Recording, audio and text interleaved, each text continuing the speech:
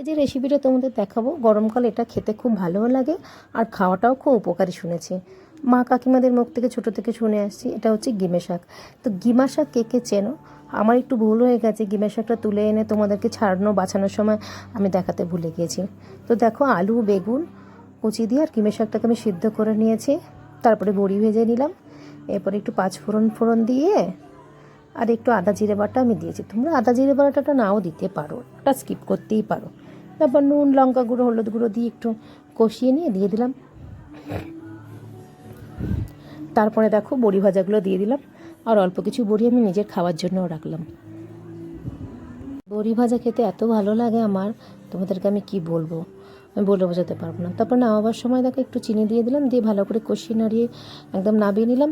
সত্যি গরম ভাতে অপূর্ব খেতে লাগবে। যারা তেতো খেতে ভালোবাসে, মানে তেতো লাভারদের কথা বলছি।